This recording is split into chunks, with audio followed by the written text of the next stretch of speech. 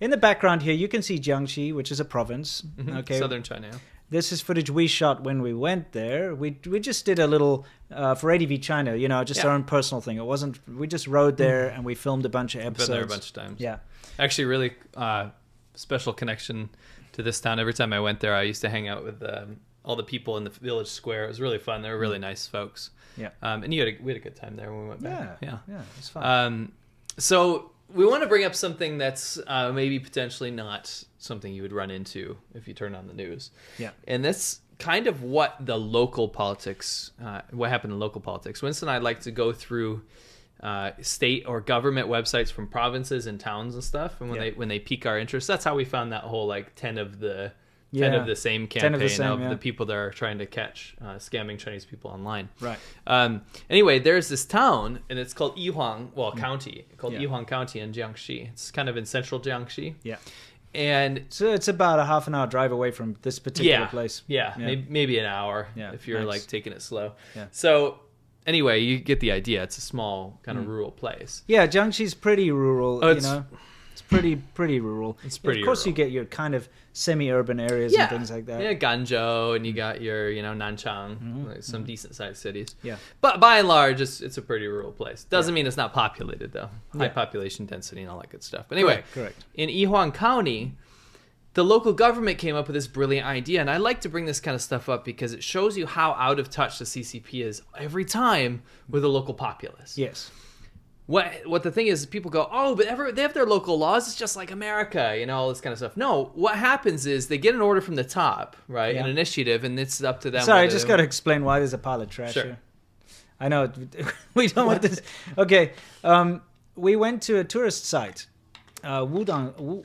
Only for Chinese people. Yeah, it's not like what is it? Wudangshan. Yeah. Wudangshan. Wudangshan. Yeah. Anyway, this was part of our little trip, and this was a tourist.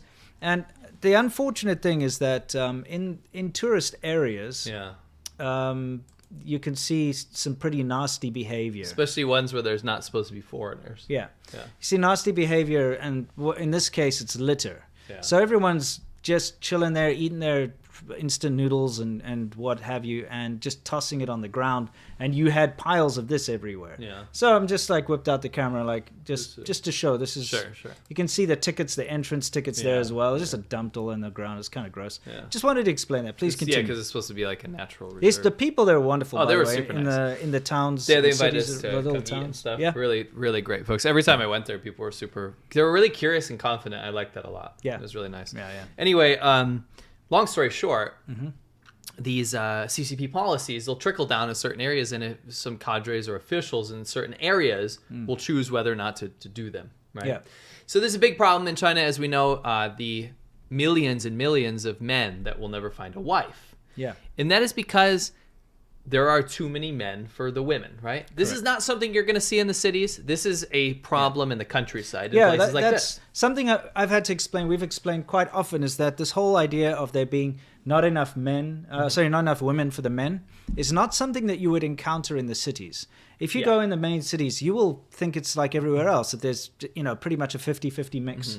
In fact, when I first moved to Shenzhen, it was 7 women to 1 man. Yeah. 1 man, right? Literally, because it was a migrant place. Yeah. So it's all very imbalanced all over the place. However, when you get to the rural, the rural areas, that's where it really matters, because all of the women go to the towns and the cities to work. That's right. And it's the farmers and the guys are left behind. They suffer the most. There are no women around. That's right. Yeah. You could just let this ride. Yeah, I'll just let it ride. So in Yihuang County in Jiangxi, It's so a it's very close to where we are wonderful looking little village. Hey, we went. nice folks. Fantastic people. I'm just saying, it looks wonderful there. Yeah, they need to spruce it up for sure. So in Yihuang County, they came up with a campaign. Yeah. They said, hey, got a lot of men here. Yeah. We also have this other phenomenon, which we'll explain, called leftover women, 生女. 生女in the leftover women in China means that in Chinese culture, if a woman is of a certain age and she's not married, she's considered leftover or useless. That is not our opinion. That is China's opinion. It's a bad hangover from some bad That times. word, leftover women, is a Chinese word. It's a Chinese phrase. It's not something we came up with. No. All right.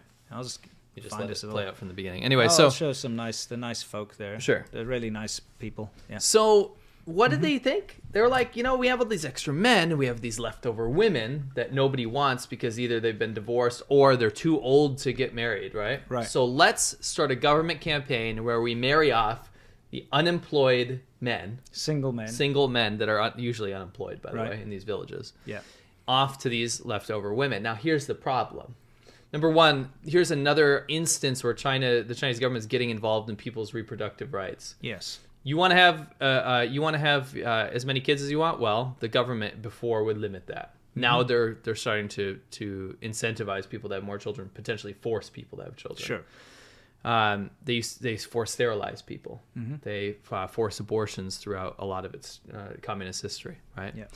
Now we have another instance here where this local area is trying to force marriages amongst people that don't necessarily want this. So when this happened, people started freaking out, especially these leftover women, because the local officials declared that over 26 years old is considered a leftover woman. Yeah. So if you're not married by the age of 26, you're a leftover woman. So you are to be set up with one of these, like an unemployed loser, basically, which is, we're quoting actually some of these Weibo comments here. It says, correct.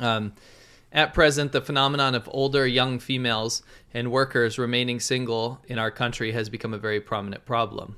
This is what the government said, which urgently needs the care and help and support of the whole society. And this is some response. I think I know why the marriage rate and birth rate keep falling. If they don't respect women or treat women as human beings, then the extinction of mankind is not far.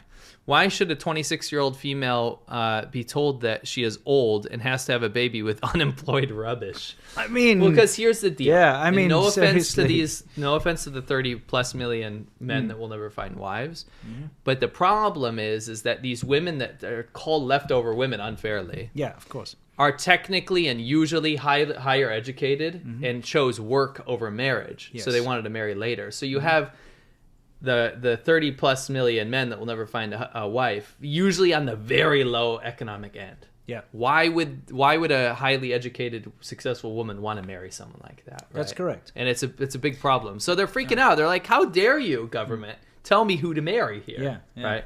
Big issue. It's crappy, but of course, in the more rural areas, the one-child policy meant you could only have one child. And if you're in a rural area, it's a farming community, you need to have strong young men to work the land. And that is what led to... And also the whole family structure in China, having a man is better. It's better to have a boy, because when they grow up, that means... that means you as the parents get to live with them when they get married. You get to share the wealth. If you give birth to a daughter, all you get is a bride price, basically, and that's it, So it became, in the more rural, less educated areas, of course, they forcefully aborted, girls, and because they wanted boys. So you're getting these less educated kind of farmers now, tons of men out there, and that's the issue. And the women that are so-called leftover, like you say, they chose careers. They became successful. They're very successful, and it's not a good pairing. No.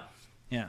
Anyway, it's a very unnatural pairing. So yeah, bit of fighting from that side of women who are being sick of being told that they're leftover garbage. Of course, nobody wants to be labeled that, especially when it's not true. No.